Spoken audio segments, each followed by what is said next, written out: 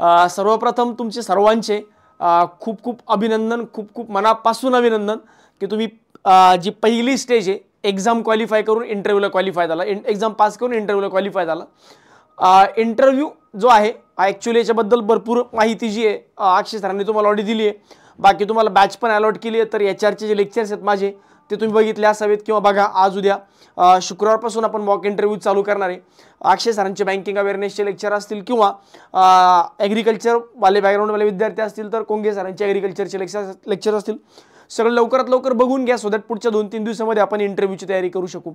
महत्त्वाचा मुद्दा असा आहे की इंटरव्ह्यूला आपण क्वालिफाय झालो तर इंटरव्ह्यूला नॉर्मली किती रेशोमध्ये कॅन्डिडेट घेतले जातात, तो नॉर्मली IBPS जो रेशो असतो हा नॉर्मली 1:3 असतो, नॉर्मली 1:3 म्हणजे एका जागेसाठी 3 मुलं बोलले जातात। पण IDBI मध्ये कसं होतं की जॉईनिंग जे करणारे लोक आहेत किंवा जॉईन करणारे विद्यार्थी ते कंपॅरेटिव्हली कमी असतात। म्हणजे जरी माझं सिलेक्शन झालं तर मी IDBI जॉईन केलं त्याची गॅरंटी नसते। त्यातल्यात हा क्लरिकल कॅडरचा जॉब आहे किंवा एक्झिक्युटिव्ह कॅडर जॉब आहे, त्याच्यामुळे इथं जॉईनिंगचा रेशो जो आहे किंवा जॉईनिंग करणारे लोक जे आहेत फायनल रिझल्ट आल्यानंतर हे कंपॅरेटिव्हली कमी असतात, म्हणून यांनी 1:4 किंवा 1:5 किंवा पार 1:6 आपण घेतले असू शकतात। जेवढा माझा अंदाज आहे तेवढा ऑलमोस्ट एका जागेसाठी ऑलमोस्ट 6 लोकांना घेतलं असावं, कारण हे 1000 लोकांचं सिलेक्शन करून घेतील आणि पुढच्या वर्षभर पुन्हा ज्या लोकांचं जॉईनिंग झालं नाही अशा लोकांना पुन्हा त्यांच्या जागेवर दुसऱ्या लोकांना वेटिंग लिस्ट कॅन्डिडेटमधून बोलून घेतील। त्यामुळं एक अपॉर्च्युनिटी आहे, हा जॉब जॉईन करावा नाही करावा अशी काही लोकांचं मत आहे, पण मी म्हणतोय की आपण याच्याबद्दल नंतर विचार करूया, नंतर चर्चा करूया। सध्या मुद्दा असा आहे की आपल्या इंटरव्ह्यूची तयारी करायची, सोबत सोबत SBI क्लर्क कोण आपल्याला दुर्लक्ष व्हायला नको। जर मी IDBI एक्झिक्युटिव्हची एक्झाम पास केली याचा अर्थ असा आहे कन्फर्म की माझा अभ्यास कंपॅरेटिव्हली चांगला आहे आणि मी या अभ्यासाच्या भरोश्यावर SBI क्लर्क तर आरामात यावर्षी होऊ शकतो। पॉझिटिव्ह नोटनं हाही विचार करा, दुसऱ्या अंगाने हाही विचार करा की IDBI जॉईन करायचे नाही करायचे, पण आपण म्हणूया की something is better than nothing. काहीच नसल्यापेक्षा काहीतरी असलं बरं, एक स्टेपने म्हणून आपण याचा यूज करू शकतो। पुढच्या वर्षभरात जर आपलं सिलेक्शन झालं तर पुढच्या 3-4 महिन्यामध्ये आपल्या हातात एक जॉब असणार आहे, त्यानंतर आपण विचार करू एक जॉईन करायचं की नाही करायचं। एनिवेज या व्हिडिओच्या माध्यमातून मला हे सांगायचं की डॉक्युमेंट्स कुठले कुठले लागतात, कारण तुम्ही एवढे दिवस केलेला अभ्यास जो आहे हा कम्प्लिटली वाया जाईल जर डॉक्युमेंट्स प्रॉपर नसतील आणि डॉक्युमेंट्स तुमच्याकडनं अरेंज झाले नाही तर। त्यामुळं एक्झाम प्रोसेस जी तुम्ही पार केली आहे म्हणजे नॉलेजवाला पार्ट जो आहे आता कंप्लीट झाला, आता प्रेझेंटेशनवाला पार्ट आहे।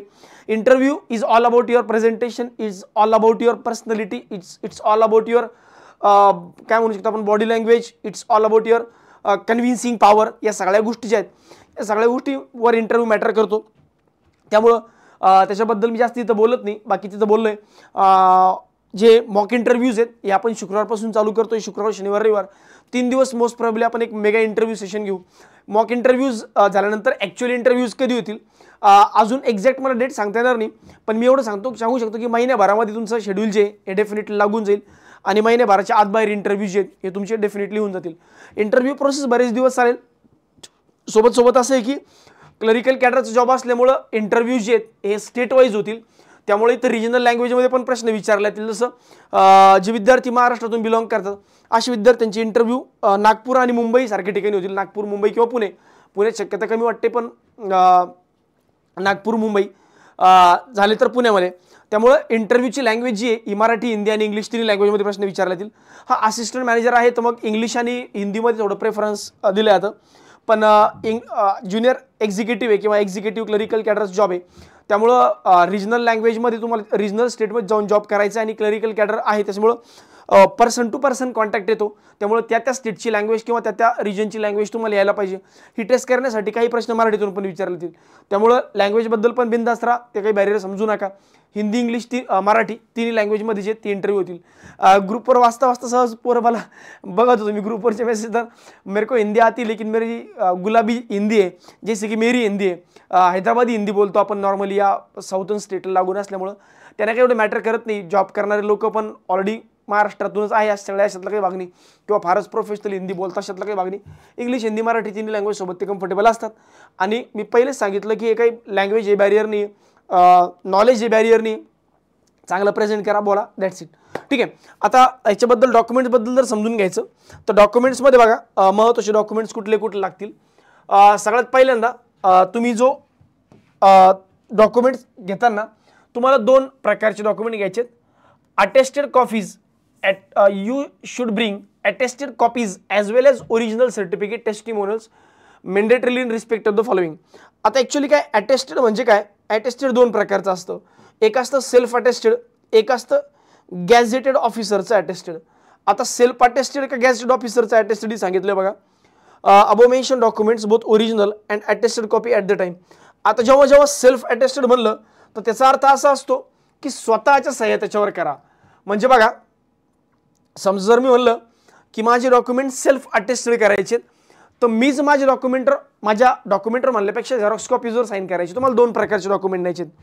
सपोज मला 10वीचं मार्क मेमो आहे तर 10वीच्या मार्क मेमोची एक झेरॉक्स घेऊन जायची आणि 10वीच्या मार्क मेमोचं ओरिजिनल पण घेऊन जायचं म्हणजे दोन्ही डॉक्युमेंट्स घेऊन जायचे.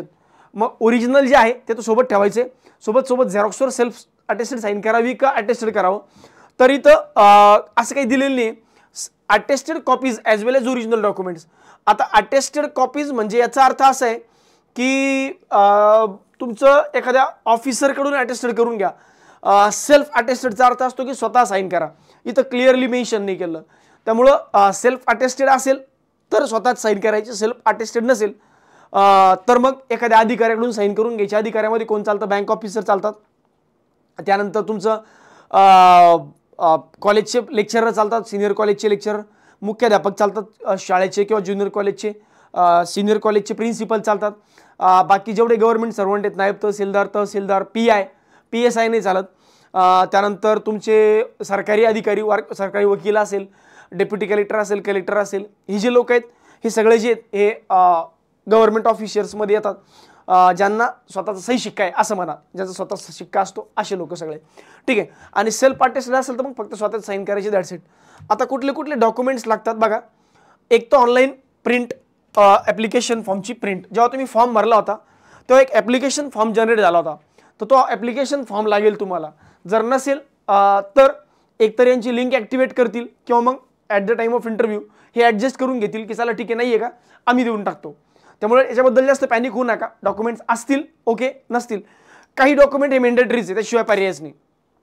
पण हवाला जो डॉक्युमेंट आहे ऑनलाईन ॲप्लिकेशनची प्रिंट, एक ते लिंक ॲक्टिवेट करतील, नाही लिंक ॲक्टिवेट केली तर मग हे ॲडजस्ट करून घेतील की ठीक आहे तुझ्याकडे नाही का आम्ही आमच्याकडचं लावून देतो. पॅन कार्ड आणि आधार कार्ड पॅन कार्ड बघा. आधार कार्ड तर सगळ्यांकडे आहे, पॅन कार्ड नसेल तर पॅन कार्डसाठी अप्लाय करून टाका आणि अप्लाय केल्याची रिसिट घेऊन जा. पॅन कार्ड असेल तर चांगली गोष्ट आहे, नसेल तर मग पॅन कार्डची पावती घेऊन जा अप्लाय करून. डेट ऑफ बर्थसाठी काय काय लागू शकतं. आता डेट ऑफ बर्थ प्रूफसाठी असतो 10वीच्या बोर्ड सर्टिफिकेटवर आपली डेट ऑफ बर्थ असते. 10वीच्या बोर्ड सर्टिफिकेटवर आपली डेट ऑफ बर्थ 10वीच्या बोर्ड सर्टिफिकेटवर असते, मग ते चालतं बोर्ड सर्टिफिकेट. किंवा तुमचं जन्मतारखेचा दाखला बर्थ सर्टिफिकेट ज्याला म्हणतो आपण. पॅन कार्डवर सुद्धा डेट ऑफ बर्थ असते, पॅन कार्डवर पण डेट ऑफ बर्थ असते. किंवा मग स्कूल लिव्हिंग सर्टिफिकेट TC ज्याला म्हणतो आपण, ट्रान्सक्रिप्ट TC ट्रान्सक्रिप्ट, LC म्हणतात काही लोक, लिव्हिंग सर्टिफिकेट किंवा ट्रान्सक्रिप्ट. दोन्ही गोष्टीचा अर्थ सेमच आहे, LC किंवा TC, ट्रान्सक्रिप्ट किंवा लिव्हिंग सर्टिफिकेट. याच्यावर पण आपल्या जन्मतारीख मेन्शन असते, त्यामुळे हे पण चालतं. 10वीचं मार्क मेमो आणि पासिंग सर्टिफिकेट दोन्ही पण बघा. 10वीचं मार्क मेमो वेगळे, पासिंग सर्टिफिकेट वेगळे, दोन्ही पण लागेल. त्या ओरिजिनल बरं का, ओरिजिनल आणि झेरॉक्स दोन्ही पण. मी जे सांगतो याचं ओरिजिनल पण आणि झेरॉक्स पण. त्यानंतर 12वीचं पण हायस्कूल 10वी झालं, त्यानंतर 12वी सुद्धा 10वी आणि 12वी दोन्ही पण. मार्कशीट आणि तुमचं डिग्री बोर्ड सर्टिफिकेट दोन्ही पण 10वी 12वी. त्यानंतर तुमचं कॉलेजचं मार्कशीट आणि डिग्री सर्टिफिकेट बघा. मार्कशीट प्रत्येक सेमिस्टरचे लागतात. आता सपोज माझं BSc झालं तर मला 6 सेमिस्टर होते, मग 6 सेमिस्टरचे सर्टिफिकेट. माझं सर्टिफिकेट सेमिस्टरच नव्हते, माझा इयर पॅटर्न होता. मग first year, second year, third year, that's it, ठीक आहे. ओरिजिनल मार्क मेमो लागतील. जर काही लोकांचं असतं तर BSc ॲग्रिकल्चर झालं किंवा इंजिनिअरिंग झालं एकदाच एकत्र येतं ट्रान्सक्रिप्ट ज्याला म्हणतात. ट्रान्सक्रिप्टचा अर्थ असा असतो की ट्रान्सक्रिप्ट आणि ट्रान्सफर सर्टिफिकेट वेगळं बरं का. ट्रान्सफर सर्टिफिकेट म्हणजे living certificate TC transfer certificate. त्यानंतर ट्रान्सक्रिप्टचा अर्थ असा असतो की 4ही वर्षांचं मार्क मेमो एकाच याच्यावर मर्ज होऊन येतं, त्याला ट्रान्सक्रिप्ट म्हणतात, बरोबर. ट्रान्सक्रिप्ट तर ते ट्रान्सक्रिप्ट पण चालतं, ज्याच्यावर 8चे 8 सेमिस्टर किंवा 6चे 6 सेमिस्टर एकदाच मेन्शन केलेत, बरोबर, हे चालतं. त्यानंतर आता असं असतं काही लोकांचं ग्रॅज्युएशन जे हे याच्यामध्ये CGPA असतो, काही लोकांचे पर्सेंटेज असतो. मग CGPA नेमकं कसं कन्वर्ट केलंय याचा कुठतरी फॉर्म्युला दिला असावा तुम्हाला बघा. इन केस ऑफ बघा note, universities institute board do not award class or percentage grade point, that is CGPA. In case university board aggregate grade point into percentage of marks in the mark sheet or final degree. म्हणजे याचा अर्थ असा आहे की आता बरेचदा काय होतं बघा, एखाद्याला पॉइंटर आहे 7चा 7चा पॉइंटर आहे, पण तो 7चा पॉइंटर म्हणजे किती टक्के हे माहित नसतं ना आपल्याला, म्हणून ते टक्केवारीत पर्सेंटेज करण्याचा कुठेतरी फॉर्म्युला दिलेला असावा किंवा टक्केवारी मेन्शन केली असावी असं त्यांचं म्हणणं आहे. तर ते एक असावं, आयदर त्याच्या मार्कशीटवर मेन्शन केलेलं असलं चालतं, नसेल तर मग कॉलेजकडून लिहून घ्या की असा असा आमचा फॉर्म्युला आहे पर्सेंटेज कन्वर्ट करण्याचा आणि या कॅन्डिडेटला एवढं पर्सेंटेज आहे. बरं, सोबत डिग्री सर्टिफिकेट. डिग्री सर्टिफिकेट दोन प्रकारचं असतं, एक असतं PDC प्रोव्हिजनल डिग्री सर्टिफिकेट, दुसरं असतं ODC प्रोव्हिजनल डिग्री सर्टिफिकेट आणि फायनल डिग्री सर्टिफिकेट. आता प्रोव्हिजनल डिग्री सर्टिफिकेटचा अर्थ असा असतो की डिग्री भेटलं नाही पण प्रोव्हिजनली डिग्री अलॉट झाली तर ते एक सर्टिफिकेट मिळतं, त्याच्यावर पण काम चालतं. आणि जर प्रोव्हिजनल डिग्री नसेल तुमच्याकडे फायनल डिग्री असेल तर मग वेल अँड गुड, तर मग गरजच नाही. जर फायनल डिग्री नसेल तर प्रोव्हिजनल चालेल, पण दोन्हीपैकी एक लागणारच, आयदर प्रोव्हिजनल किंवा फायनल, दोन्हीपैकी एक तुम्हाला कन्फर्म लागेल. समजा तुमचं 2 वर्षापासून ग्रॅज्युएशन झालंय पण तुम्ही आणलं नाही फायनल डिग्री सर्टिफिकेट, तर मग प्रोव्हिजनल काम होऊन जाईल. टेन्शन घेऊ नका, जास्त ताण घेऊ नका त्याच्यावर, म्हणजे उगाच पॅनिक होऊ नका. मी ग्रुपवर खूप मुलांचे मेसेज वाचले त्या संदर्भात. सगळ्यात महत्त्वाचा पार्ट आहे caste certificate, category certificate. Category certificate फार महत्त्वाचं आहे. याच्यामध्ये कॅटेगरी सर्टिफिकेट जर तुमच्याकडे नसेल तर तुम्हाला इंटरव्ह्यूलाच बसू देणार नाही.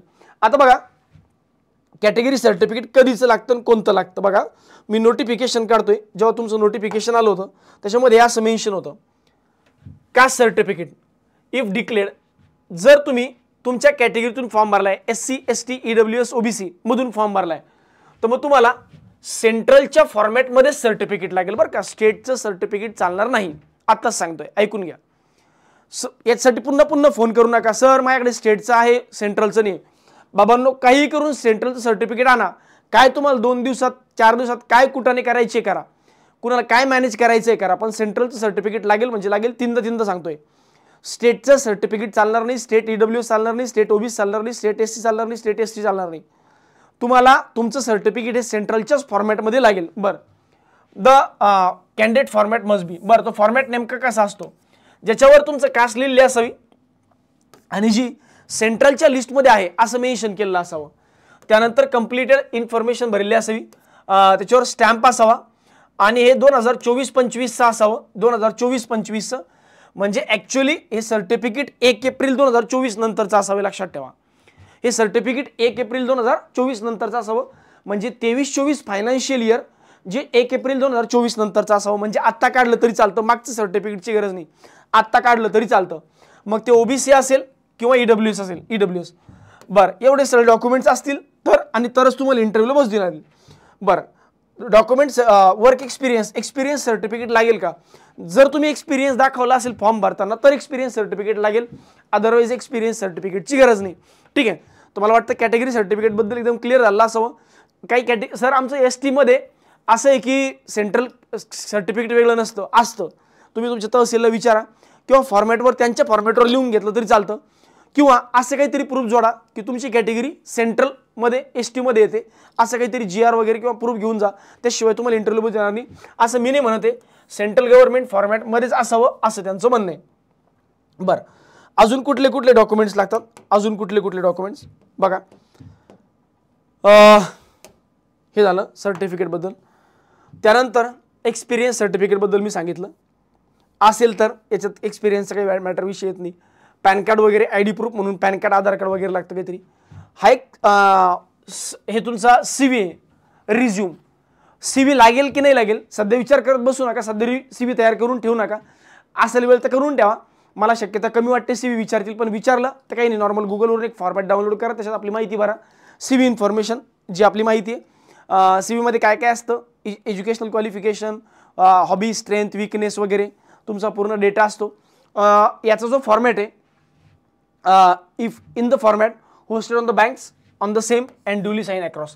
म्हणजे काय, CV जो आहे जर तुम्हाला मागवला तर बँकेच्या फॉर्मॅटमध्येच द्यायचं आहे, तुम्हाला स्वतःहून बनवत बसायची गरज नाही. म्हणून म्हणलं की आता करत बसू नका, हा नंतर काढा, जेव्हा तुम्हाला ॲडमिट कार्ड येतील तोपर्यंत बाकी डॉक्युमेंट रेडी करून ठेवा. आणि बस सध्या 2 पासपोर्ट साईजचे फोटोग्राफ जे तुम्ही लास्ट टाइम दिले होते असतील तर ठीक आहे, नसतील तर नवीन काढले तरी चालतील, फक्त ते मागच्या फोटो सारखं सोबत मॅच व्हावेत. मागच्या वेळेस दाढी होती, आता दाढी नाही आहे, मागच्या वेळेस साडी घातली होती आता पंजाबी ड्रेस घालून ये, असं करू नका. थोडंसं मॅच करण्याचा प्रयत्न करा. बाकी एवढे डॉक्युमेंट्स आहेत. तुमचं डॉक्युमेंटमध्ये काही नावात चुकी झाली असेल, नावात काही चेंज असेल, सर माझ्या नावामध्ये चेंज आहे, तर मग एक ॲफिडेविट करून घ्या 100 रुपयाच्या बॉन्डवर की हे आणि हे नाव एकाच व्यक्तीचं आहे. याचा फॉर्मॅट जो आहे तुमच्या जिल्हाधिकारी आपल्याच्या जिल्हा सत्र न्यायालयामध्ये किंवा तालुका न्यायालयामध्ये वकील जे असतात, नोटरी करणारे वकील, यांच्याकडे अवेलेबल आहे. डायरेक्ट जा, त्यांच्याकडून नावामध्ये असा असा चेंज आहे असं सांगा. ते स्वतः सर्टिफिकेट बनवून देतात. 100 रुपयाचं बॉन्डवर 200-300 रुपये घेतील आणि एका दिवसात ते सर्टिफिकेट बनवून येतं. त्याबद्दलही काही टेन्शन घेऊ नका. नावात जर चेंज तुमच्या असेल तर. असं झालं असेल की माझं आडनाव मिसाळे आणि डायरेक्ट चोळके झालं, तर मग मात्र तुम्हाला ॲफिडेविटचं काम चालत नाही. त्याला ॲक्च्युली काय म्हणतात त्याला, गव्हर्नमेंटचं गॅझेट असतं, गॅझेट लागतं. पण एवढं चेंज कुणाचा नसतो. असं होतं की बाबा राहुल आहे RAHUL तर RAHOOL झालं, MISAL आहे तर MEESAL लिहिलं कोणतरी चुकून, तर एवढा मायनर चेंज असतो. याला काही ॲफिडेविटर काम होऊन जातं. ठीक आहे. तो पुढे सगळे डाऊट्स क्लिअर झाले असतील. त्यानंतर पण काही डाऊट असले तर ग्रुपवर मला टॅग करून विचारून घ्या. ठीक आहे. चलो बाकी इंटरव्ह्यूमध्ये भेटूया. मॉक इंटरव्ह्यूजमध्ये शुक्रवार शनिवारपासून चालू होतील. गुगल फॉर्म अपलोड करून ठेवा. बॅच अपलोड झाली असेल तर बॅच बघा आणि शुक्रवार शनिवार रविवार मॉक इंटरव्ह्यूला या. चलो थँक्यू व्हेरी मच आणि बाय बाय.